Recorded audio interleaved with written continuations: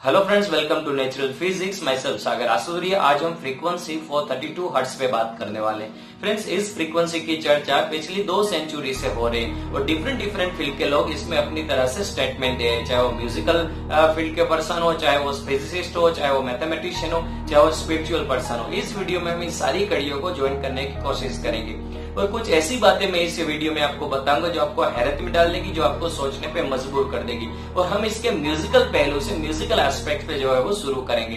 Right friends, Nikola Tesla ने ऐसा कहा था कि if you want to find the secret of the universe then you have to think in terms of energy, frequency and vibration. इसका meaning ये है कि आपको अगर इस ब्रह्मांड के रहस्य को जानना है तो आपको फ्रीक्वेंसी, वाइब्रेशन और एनर्जी के टर्म्स में सोचना पड़ेगा। राइट। और फ्रेंड्स, ये दुनिया रहस्यों से भरी पड़ी है और बहुत सारे रहस्य हमने जान लिए और अभी बहुत सारे रहस्य जो हमको जानना बाकी है। फ्रेंड्स, आप सबको पता होगा कि नासा ने जो है वो सन का जो वाइब्रेशन है, उसका जो साउंड है, उसको रिकॉर्ड किया। और साउंड बिल्कुल जो है वो हम जब मेडिटेशन के टाइम ओम बोलते हैं उससे मैच करता है। ये जो ऑडियो क्लिप है मैं इस वीडियो में आपको आगे सुनाने वाला हूँ। चलिए शुरू करते हैं हम इसके म्यूजिकल एस्पेक्ट से। फ्रेंड्स, 17th सेंचुरी से पहले म्यूजिकल इंस्ट्रूमेंट को ट्यून करने के लिए हमारे पास कोई भी ट्यूनिंग डिवाइस नहीं थी। इसलिए वर्ल्ड के डिफरेंट ऑर्केस्ट्रा के जो ग्रुप थे वो अपने म्यूजिक सेंस के अकॉर्डिंग अपने म्यूजिकल इंस्ट्रूमेंट को ट्यून करते थे।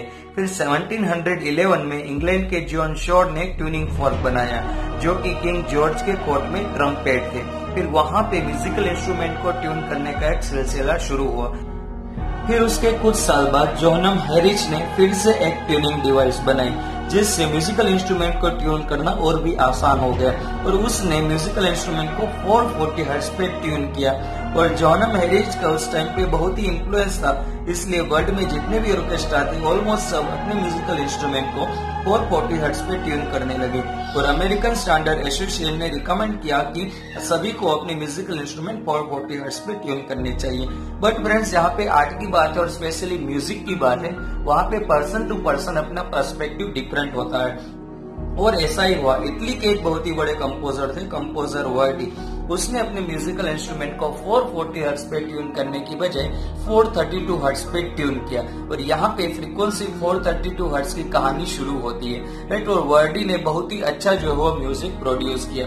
और उसके कुछ साल बाद हमने जाना कि इजिप्शियन इंस्ट्रूमेंट भी 432 हर्ट्ज पे ही ट्यून थे। राइट। और फ्रेंड्स, एशियन ग्रीक के जो म्यूजिक इंस्ट्रूमेंट थे वो भी 432 हर्ट्ज पे ट्यून थे। टिबेटियन अपने म्यूजिकल इंस्ट्रूमेंट 432 हर्ट्ज पे ट्यून करते थे। मोजार्ट वगैरह सब अपने म्यूजिकल इंस्ट्रूमेंट 432 हर्ट्ज पे ट्यून करते थे। और यहाँ पे विश्व के फिर से कई सारे ऑर्केस्ट्रा अपने म्यूजिकल इंस्ट्रूमेंट को 440 हर्ट्ज पे ट्यून करने की बजाय 432 हर्ट्ज पे ट्यून करना शुरू कर दिए। और बहुत सारे म्यूजिक कंपोजर और म्यूजिक को सुनने वाले, राइट, सभी का ये मानना था कि 432 हर्ट्ज एज कम्पेयर टू 440 ज्यादा हार्मोनियस है। तो फ्रेंड्स, ये था फ्रीक्वेंसी 432 हर्ट्ज का म्यूजिकल पहलू। बट फ्रीक्वेंसी 432 हर्ट्ज के साथ और भी कई कहानियां बुनी गई है। उसमें से एक ये है कि फ्रीक्वेंसी 432 हर्ट्ज सन की फ्रीक्वेंसी है। अब क्या वो सन की फ्रीक्वेंसी है, इस बात को जानने के लिए मैंने नासा के कुछ आर्टिकल्स पढ़े। राइट। और वहां से जो है वो सबको पता है कि नासा ने जो है वो सन की फ्रीक्वेंसी मेजर की है और उससे जो है वो साउंड भी रिकॉर्ड किया है। और वो साउंड जो बिल्कुल जब हम ओम बोलते हैं तब जो साउंड आता है वही साउंड जो है वो सन का साउंड है। राइट। पहले मैं आपको एक ऑडियो क्लिप सुनाऊंगा। फ्रेंड्स, इंटरनेट में बहुत सारे ऐसे फेक ऑडियो क्लिप है जो कहते हैं कि ये सन का ऑडियो क्लिप है, सन का साउंड है और सन की फ्रीक्वेंसी है। तो मैंने बहुत मेहनत की, फिर मुझे आर्टिकल हाथ लगा क्योंकि मैं मेरे कोई भी व्यूअर्स को मिसगाइड करना नहीं चाहता था। और फिर इस आर्टिकल में से, मींस नासा के आर्टिकल में से मैंने ऑडियो क्लिप डाउनलोड की जो मैं आपको सुनाने जा रहा हूँ।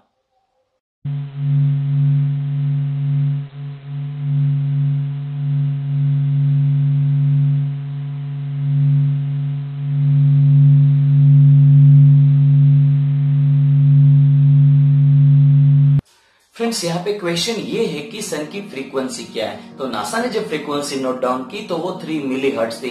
अब फ्रेंड्स, ये हमारी ऑडियोबल रेंज से बहुत और बहुत छोटी है, क्योंकि हम 20 हर्ट्ज से बिलो कोई भी फ्रीक्वेंसी का साउंड सुन नहीं सकते।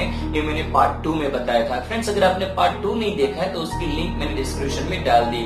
अब यहाँ पे दूसरा क्वेश्चन ये उठता है कि अगर ये हमारी ऑडियोबल रेंज से इतनी छोटी है तो फिर हम कैसे सुन पा रहे हैं। तो नासा ने इस फ्रीक्वेंसी को ऑडियोबल रेंज में लाने के लिए 40,000 टाइम्स जो इसको स्केल अप किया। सब क्वेश्चन ये उठता है कि सन की फ्रीक्वेंसी 432 हर्ट्ज के बीच में क्या रिलेशन है। इस रिलेशन को एक्सप्लेन करने से पहले मुझे आपको फिजिक्स के एक जो टर्मिनोलॉजी जिसको हम रेजोनेंस कहते हैं उसको एक्सप्लेन करना पड़ेगा। फ्रेंड्स, यहाँ पे जो मेरे हाथ में एक पाइप है, इसके अंदर मैं एयर ब्लो करूंगा और देखेंगे क्या कोई साउंड प्रोड्यूस करता है। देखिए, कोई भी साउंड प्रोड्यूस नहीं है। और जोर से मैं इसके अंदर एयर ब्लो करता हूँ, कोई भी साउंड फिर से प्रोड्यूस नहीं हो रहा। साउंड प्रोड्यूस क्यों नहीं हो रहा है? क्योंकि फ्रेंड्स, दुनिया में जितने भी ऑब्जेक्ट है उसकी एक नेचुरल फ्रीक्वेंसी होती है, तो इस पाइप की भी एक नेचुरल फ्रीक्वेंसी है। तो जब तक मैं इसकी नेचुरल फ्रीक्वेंसी वाली जो एयर जो इसके अंदर पास नहीं करूंगा, इसमें से कोई भी साउंड प्रोड्यूस नहीं होगा। हम कह सकते हैं कि उस फ्रीक्वेंसी के अलावा ये पाइप जो है वो मुझे रिस्पॉन्ड नहीं करेगा। अब मैं कोशिश करता हूँ कि इसकी जो नेचुरल फ्रीक्वेंसी है वही फ्रीक्वेंसी वाली एयर इसमें पास करूँ। इसको करने के लिए मैंने बहुत प्रैक्टिस की है।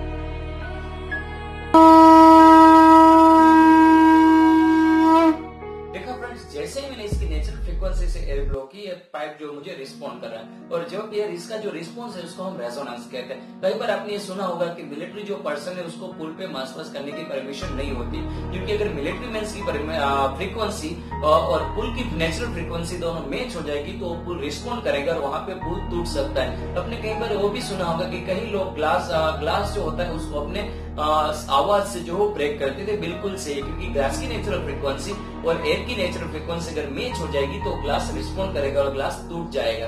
तो यहाँ पे आपको एक बात समझ में आ गई होगी कि हर एक ऑब्जेक्ट की एक नेचुरल फ्रीक्वेंसी होती है और उसमें जब वो नेचुरल फ्रीक्वेंसी वाले वाइब्रेशन पास किए जाए तभी वो जो ऑब्जेक्ट है वो रिस्पॉन्ड करता है। यहाँ पे जो इम्पोर्टेंट बात है, जो चीज मैं आपको एक्सप्लेन करना चाहता हूँ वो ये है कि मान लीजिए इसकी नेचुरल फ्रीक्वेंसी 100 हर्ट्ज है, तो जब मैं इसमें 100 हर्ट्ज की एयर पास करूंगा तो डेफिनेटली ये पाइप मुझे रिस्पॉन्ड करेगा।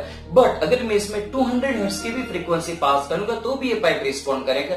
300 हर्ट्ज की फ्रीक्वेंसी भी पास करूंगा तो भी ये पाइप जो है मुझे रिस्पॉन्ड करेगा। यानी कि 100 के जितने भी मल्टीपल्स है, 100, 200, 300, 400, सभी फ्रीक्वेंसी पे पाइप जो है मुझे रिस्पॉन्ड करेगा। तो यहाँ पे एक बहुत ही इंटरेस्टिंग बात है जिसको फिजिक्स की लैंग्वेज में हम first harmonic, second harmonic, third harmonic भी कहते हैं, राइट। तो यहाँ पे फ्रेंड्स कुछ ना कुछ 100 की जितने भी मल्टीपल्स है, मींस फ्रीक्वेंसी जब हम मल्टीपल में इंक्रीज करते हैं तो उसके बीच में जरूर कुछ ना कुछ सिमिलरिटीज होती है, तभी तो ये पाइप मुझे 100 पे, 200 पे, 300 पे सभी पे रिस्पॉन्ड करता है। तो यहाँ पे अब इस चीज का कनेक्शन जो सन की फ्रीक्वेंसी और फ्रीक्वेंसी 432 हर्ट्ज है इसके बीच में जरूर लाया जा सकता है, क्योंकि सन की जो फ्रीक्वेंसी है वो 3 मिलीहर्ट्ज है। और फ्रेंड्स, अगर 3 को हम उसके मल्टीपल में इंक्रीज करते जाए, यानी कि 3, 6, 9, 12, 15, 18, 21, 24, तो एक टाइम ऐसा आएगा कि इस सीरीज में जो है वो 432 भी आएगा। यानी कि सन की जो फंडामेंटल फ्रीक्वेंसी है वो 3 मिलीहर्ट्ज है, बट उसके हार्मोनिक्स की अगर हम बात करें तो 432 हर्ट्ज भी जो है वो उसकी फ्रीक्वेंसी कहलाई जाएगी।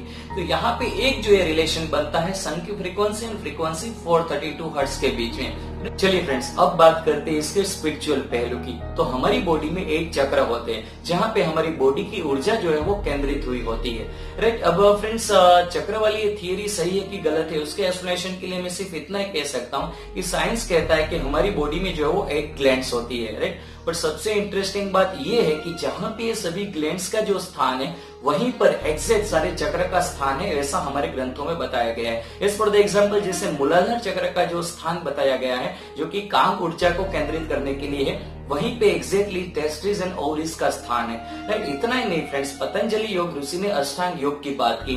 तो यहाँ पे पहला जो योग है वो है यम। तो अगर आपको काम ऊर्जा को अगर आपको केंद्रित करना है, स्टोर करना है, तो आपके यम का जो है वो पालन करना पड़ेगा।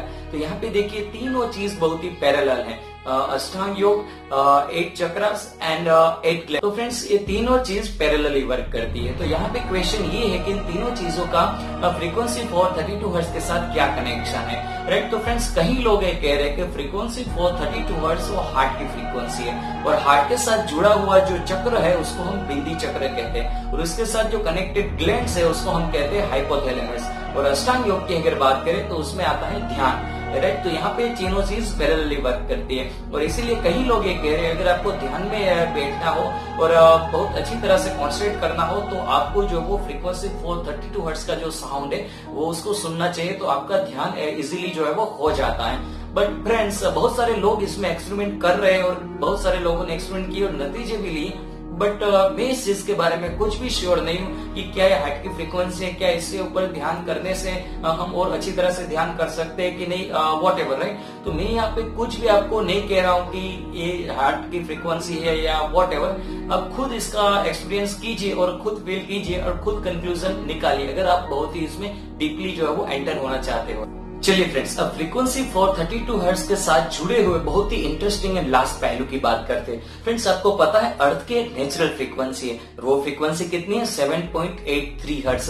फ्रेंड्स, ये फ्रीक्वेंसी सबसे पहले ह्यूमन्स नाम के फिजिसिस्ट ने मैथमेटिकली डिराइव की थी 1953 में, राइट? इसलिए इसको ह्यूमन रेजोनेंस भी कहते हैं। पहले समझते हैं फ्रीक्वेंसी क्या। फ्रेंड्स, अर्थ के एटमोस्फेयर में एंटायरली ग्लोब अगर हम बात करें तो 44 से 50 जितने पर सेकंड स्पार्क होते हैं, और इस स्पार्क की वजह से, लाइटनिंग की वजह से अर्थ की सरफेस एंड आइनोस्फीयर के बीच जो कैविटी है वहां पे इलेक्ट्रिक करंट जनरेट होता है, जिसकी फ्रीक्वेंसी जो है वो 7.83 हर्ट्ज होती है। इसलिए इस फ्रीक्वेंसी को अर्थ की हार्ट बीट भी कहते हैं। फ्रेंड्स, यहाँ पे हैरान करने वाली बात ये है कि अर्थ की जो है हार्ट बीट की जो फ्रीक्वेंसी है वही फ्रीक्वेंसी हमारे ब्रेन वेव्स की और हमारे हार्ट बीट की फ्रीक्वेंसी मींस दोनों फ्रीक्वेंसी एक्जैक्टली सिंक्रोनाइज है, राइट फ्रेंड्स? अब क्वेश्चन ये है कि ये जो 7.83 अर्थ की जो नेचुरल फ्रीक्वेंसी उसका और फ्रीक्वेंसी 432 हर्ट्ज के बीच क्या कनेक्शन? तो जैसा मैंने आपको पाइप के केस में और सन की जो फ्रीक्वेंसी उसके केस में एक्सप्लेन किया था कि जब सन की जो फ्रीक्वेंसी 3 है उसके मल्टीपल में अगर हम आगे बढ़े 3x2, 3x4, 3x5, तो एक टाइम ऐसा आता है कि वो फ्रीक्वेंसी जो है वो 432 हर्ट्ज आ जाती है। सेम केस अगर सेम रूल हम यहाँ पर भी अगर अप्लाई करें तो 7.83 मल्टीप्लाई बाई 2 मल्टीप्लाई बाई 3 और ऐसे हम आगे करते जाए तो 7.83 मल्टीप्लाई बाई 55 जब हम करेंगे तो वो फ्रीक्वेंसी आएगी 430.65, यानी कि ये फ्रीक्वेंसी जो है 432 हर्ट्ज से बहुत नजदीक है। अगर फ्रेंड्स हम 10 बाई 10 दो साउंड सुने, फ्रीक्वेंसी 430.65 हर्ट्ज पे और एक फ्रीक्वेंसी 432 हर्ट्ज पे, तो दोनों साउंड में हम सुन के कोई भी जो है वो डिफरेंस जो है वो नहीं निकाल पाएंगे, राइट? क्योंकि वन फ्रीक्वेंसी का जो डिफरेंट है वो सुन के कोई भी कह नहीं सकता कि ये जो फ्रीक्वेंसी अलग है, राइट? और दूसरा यहाँ पे एक लॉजिक ये भी बनता है कि 7.83 हर्ट्ज से वो माइन्यूटली वेरी होती रहती है, राइट? तो जब मैंने खुद एक नासा के आर्टिकल्स पे देखा था तो उसमें अर्थ की जो फ्रीक्वेंसी लिखा था कि अप्रोक्स 8 हर्ट्ज है, तो 8 के अगर रेशियो में हम आगे बढ़े तो डेफिनेटली 8 मल्टीप्लाई बाई 54 अगर हम करेंगे तो वो आएगा एक्जैक्टली 432 हर्ट्ज, राइट? तो यहाँ पे हम कह सकते हैं कि कुछ ना कुछ यहाँ पे फ्रीक्वेंसी 432 हर्ट्ज का अर्थ की फ्रीक्वेंसी के साथ भी कनेक्शन है, राइट? तो फ्रेंड्स, यहाँ पे जितनी भी इंफॉर्मेशन मुझे पता थी, जितनी भी इंफॉर्मेशन मैं निकाल सका उसके अकॉर्डिंग जो है वो मैंने वीडियो बनाया। फ्रेंड्स, इसके पहले मैंने आइंस्टाइन रोक पैराडॉक्स पे एक वीडियो बनाया था जिसकी लिंक मैंने डिस्क्रिप्शन में दी है। उस वीडियो पे मुझे बादल ने कहा था कि सर आप जीनोस डिकोटोमी पैराडॉक्स भी एक्सप्लेन कीजिए, तो अभी नेक्स्ट जो है मैं जीनोस डिकोटोमी पैराडॉक्स पे वीडियो बनाने वाला हूँ। फ्रेंड्स, ये जो पैराडॉक्स है वर्ल्ड का सबसे फेमस पैराडॉक्स है, बट मैं मेरे व्यूअर्स को ये बता दूं कि पैराडॉक्स होता क्या है। फ्रेंड्स, पैराडॉक्स एक ऐसा स्टेटमेंट है जो एक ही टाइम पे सही भी होता है और गलत भी होता है, और जो हमारा दिमाग चकरा देता है और उसका कोई सोल्यूशन ही नहीं होता। As for the example, right, हम गॉड किसको कहते हैं? जो सर्वशक्तिमान हो, जो सब कुछ कर सकते हो, राइट, उसको हम गॉड कहते हैं। अगर गॉड को हम ये कहें कि आप ऐसा पत्थर बनाइए जो पत्थर खुद आप भी ना उठा पाए, राइट, अगर गॉड ऐसा पत्थर नहीं बना सकते तो इसका मीनिंग ये है कि गॉड सब कुछ नहीं कर सकते, यानी कि गॉड सर्वशक्तिमान नहीं है। अगर गॉड ऐसा पत्थर बना देते हैं जो खुद गॉड भी ना उठा पाए तो हम ये कह सकते हैं कि गॉड वो पत्थर नहीं उठा सकते, इसलिए गॉड सर्वशक्तिमान नहीं है, क्योंकि गॉड सब कुछ नहीं कर सकते हैं। तो यहाँ पे देखिए स्टेटमेंट में विरोधाभास है, पैराडॉक्स है, राइट? ये स्टेटमेंट सही भी और गलत भी है, और इस स्टेटमेंट का कभी भी आपको सोल्यूशन नहीं मिलने वाला है, तो इसको हम कहते हैं पैराडॉक्स। तो ऐसा एक इंटरेस्टिंग पैराडॉक्स जो जीनोस डिकोटोमी पैराडॉक्स है, उस पे मैं नेक्स्ट वीडियो बनाने जा रहा हूँ। तो नेक्स्ट वीडियो देखने के लिए आप मेरे चैनल को सब्सक्राइब कर लीजिए और बेल आइकन प्रेस कर दीजिए ताकि आपको मेरे नेक्स्ट वीडियो की नोटिफिकेशन मिल जाए। Thank you very much.